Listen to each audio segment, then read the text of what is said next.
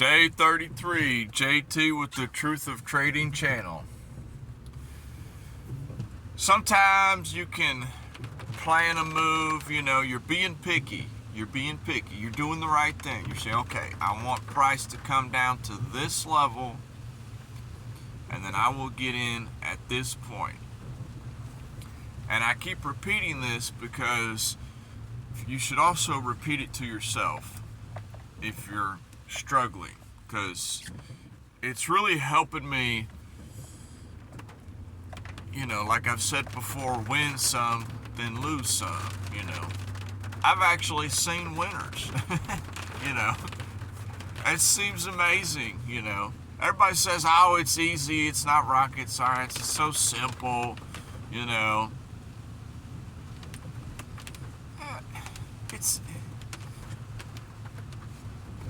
It's all on you and how you perceive the market. But you just have to remember, all right, this is what you got to remember. I always get off track. Focus. This is what you got to remember, and you got to tell yourself this, especially if you're struggling. There is somebody bigger, better, and badder than you are. Okay? Always remember that.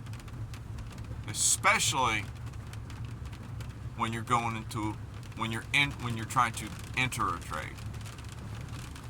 There's always somebody bigger than you that's bigger than you. They can handle more drawdown than you. They want to get in at a better level than you. Even when you're being picky, they are like very picky. And bigger people too, they also, have, the market wants to fill everybody and take as many money from people as they can. So if there's a lot of limit orders in the area, the market's going to change its game plan. It's going to grab all those limit orders, and if it deems that it's enough money to take from them, it's going to take their money too and continue in that direction. So just keep in mind, there's always somebody bigger than you, or more people than you, especially when you're just trading small. I thank God. Oh, I thank the gods that I trade small. It must have just been divine intervention that I'm not someone who has money or came from money, that my first, especially this past year trading, that's been such a hard struggle. I've just been, $10, $20, $35 a week, that's max, just something real small. And I get a lot of trades with that. I see this divergence is forming, okay? I take the trade, let's see how this divergence plays out, It's experience, it's learning,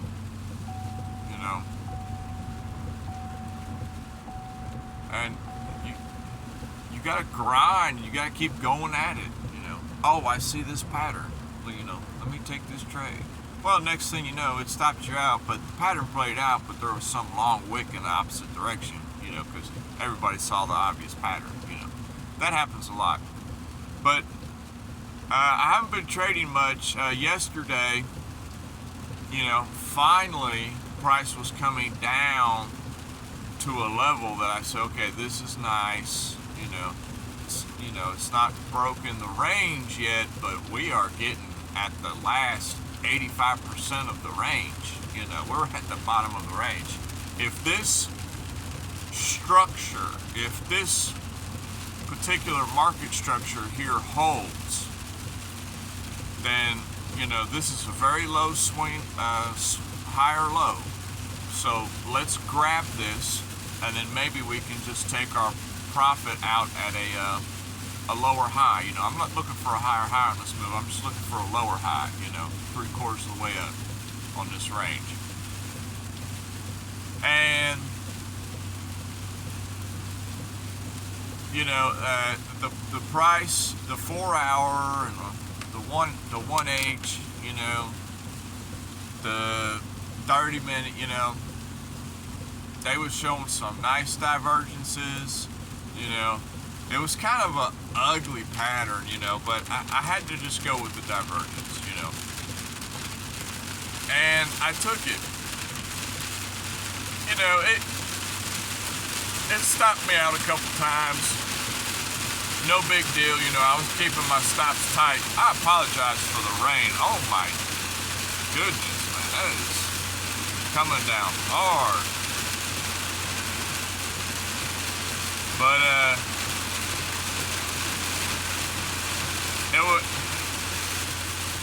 I got stopped out a couple times, tight stops, not big losses, you know. This was, this was on the scalping account now. I moved, you know, $30 over there, $33 over there. So I lost like $7 my first couple hours of trading, you know, just trying to get on the bottom of this wedge here, this divergence. And sure enough, yesterday, or today, or well, really this video is talking about yesterday. Yesterday, it popped up, you know, bam, you know, man, I made a quick 20 bucks. You know, it finally broke out. It made a locally not a major pivot point as far as market structure, not a major higher high, but just a very minor higher high. But it's smaller time frame market structure, no doubt, to the upside. And it went up. The 1 hour got high, you know, as far as oscillators and things. It got real high. I said, whoa, man, I don't like those because, you know, you want that nice, easy movement for a good trade, you know. So it was obvious that it was just a quick stop hunt going straight up, you know. Too many people were getting short at the bottom of the range, you know. Come on, what are you guys doing? You know, it's been going down for 2 days slowly over time, and you're just gonna start shorting it yesterday. I mean, it kills me because I know I'm gonna make it because I'm not doing these things that I see all these other people doing. It's just like ridiculous, you know, things that I probably would have done, you know. Just blows my mind, you know. At least me, when I'm losing with the right analysis of where the market's going to go. You know, my stops are too tight or things like that, you know.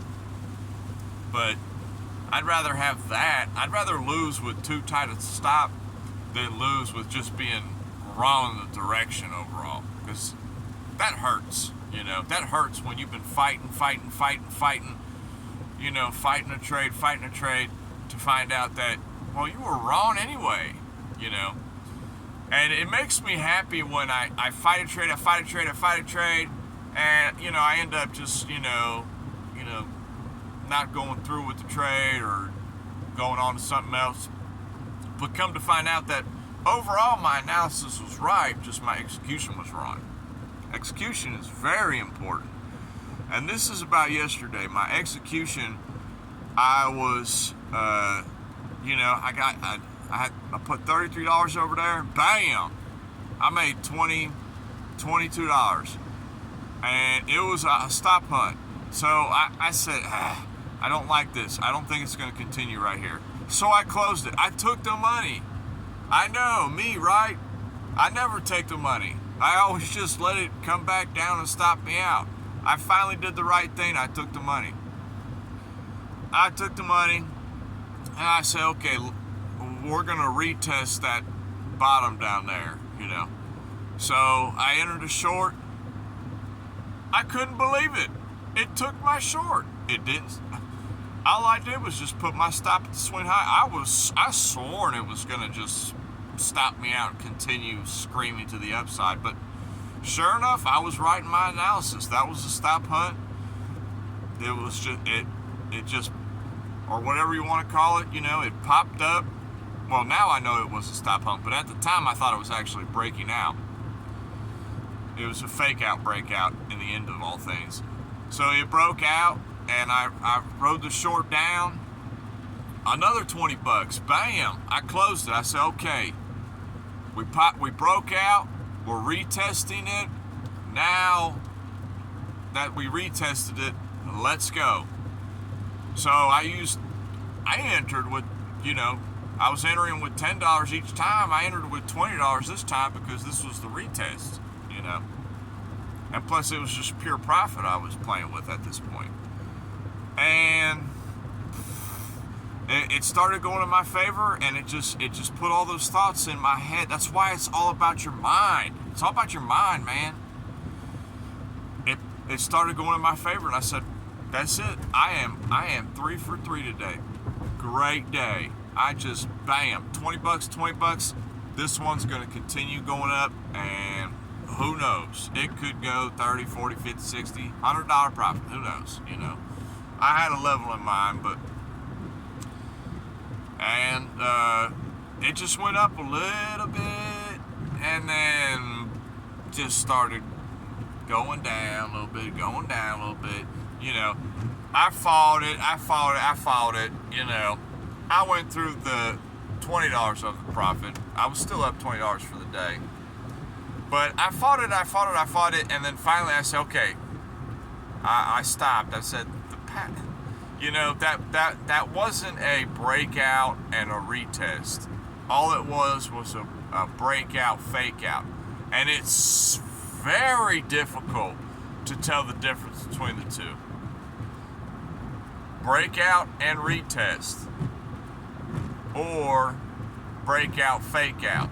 Because at that point where it's doing the retest, you think it's doing the retest, but it could just collapse and fake out, It just all depends on how many people are playing the retest. If a lot of people are going long on a breakout retest, if you got enough people going long on a breakout retest, they're just going to collapse it on whatever asset that is, because that's money. That's easy money they see, They see 10,000 people going long with $500. They're going to collapse it. They're going to take everybody's money, all their stops. I mean, that's the system. That's the business model. It's very simple. That's why you just have to keep your risk management on point. But it's difficult to, it's very difficult. That they're very good at being able to hold it at a certain area for just a moment, just to get you to, put it down, put the money down. It's like they're at the table and they're just calling everybody, hey, come play this hand, come play this hand, come play this hand, Why are they calling everybody to come play this hand? Why are they holding it right there? That's why, that was a break. I broke one of my rules on that trade. And, I have 1,000 rules, but, one of them things that I've experienced, and I think I've said it before recently, was on a retest, personally, I want a retest to be fast. I want it to be tap and go, that's it. No waiting. There's no reason to wait for a retest, because the longer you're sitting at a retest zone, the more that's telling me that that's a fake out. And that's what it did yesterday. Dang, I'm just now thinking of that. Yes, that's exactly what it was. Hey, they get you sometimes, but it's all good. I'm up for the day, But I'm telling you, man, that was an interesting day yesterday, especially on that scalping account. And there's always going to be somebody bigger than you. Sure enough, it just continued down. If I held my short from earlier, wow, I'd be in the money right now. But finally, I just let it go down, and it started making a double bottom on the 4H time frame. I seen it. There it is, double bottom, 4-hour time frame. I go to the 1-hour time frame. there's another double bottom. And the same at the, the 1 hour time frame had a double bottom, which would be on the right leg of the 4 hour double bottom. So I got 2 double bottoms. Man, I got double bottoms everywhere. I go to the 15 minute, it's another double bottom. I'm like, man, I got 3 double bottoms looking at me in the face. I didn't even know what to do. I was flabbergasted. And I entered long. I said, this is, I've seen these before, but not on 3 different time frames, usually just 2. And I said, okay, let me enter. I entered on the right leg of the 15-minute double bottom. Sure enough, it did that move where it did the right leg. The right leg in traditional trading, the right leg is not supposed to go below the left leg. Okay?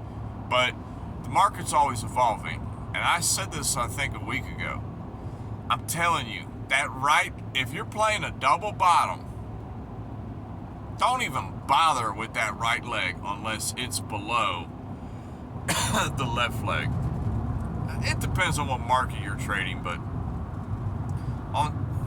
especially on some of the assets I trade, they always wick below that left leg because they know everybody stops us over there. So they're going to do a quick wick. And I saw a quick wick. I entered. It stopped me out. I saw that the behavior was real quick, real fast wick to stop out all those people, including myself, that was on that left leg. Most people would have been like, oh man, that's it. It's going down. I'm going short. No, I've seen it before. I entered long again. I re-entered. Now with my stop. So basically for me, I usually give each trade about 3 chances. I give myself about 3 chances on a trade on the scalping account. I keep my losses small, and I have 3 different levels. Okay, if it goes here, I'll re-enter and then down here, Usually depending on supply and demand boxes or swing pivot points. That's generally where I'm putting my stops, and it gives me key logical levels to place my stop, because you don't want to be random with your stop. And I come across a video a couple days ago, and I generally don't watch YouTube hardly much no more because I'm so focused on my game. But I come across a video and it come up on the algorithm, and it was from a channel that I used to watch. And this channel, pretty much all they do is they interview professional traders. They interview a bunch of old heads wearing suits, bald, wrinkly. That's all they do. And one guy, he surprised me the other day. He said something different from what all the other old-time traders are telling you, because they want to take your money too. And he said the most important thing that I've learned in my career was that my number one most important thing on my trading plan, a trading plan is important, but my number one thing, the first thing that comes up in my trading plan is, where would my stop be? Because where your stop is what your trade is going to be. Not where you enter necessarily, but it's what he was trying to say was that's the basis of your whole trade.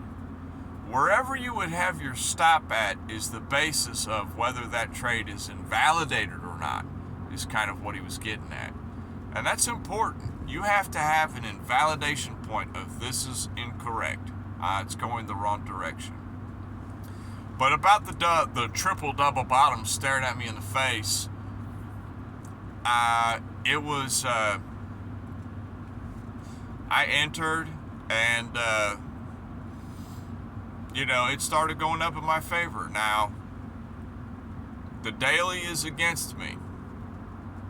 I'm playing on this idea of, so I don't know, I entered it last night in the Asian session, so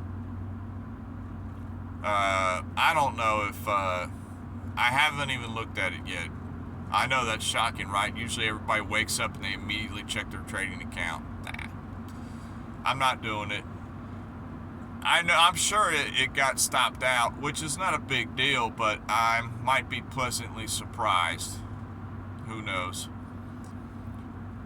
We'll see if the Asian session ended up making a right shoulder. I kind of saw it was high on the daily, and I saw on the daily it was either going to be a double top, or B, a head and shoulders. Because I seen what could be a left shoulder and a head, but this double bottom that I'm playing could be the bottom right side of the head that could go up to make the right shoulder of the pattern, which is my analysis. So we'll see if it's right or not. I don't have too much faith on it now, because analyzing the daily just, it wasn't curving at all. It was just, it was looking ugly. But you never know. Sometimes that 4 hour, if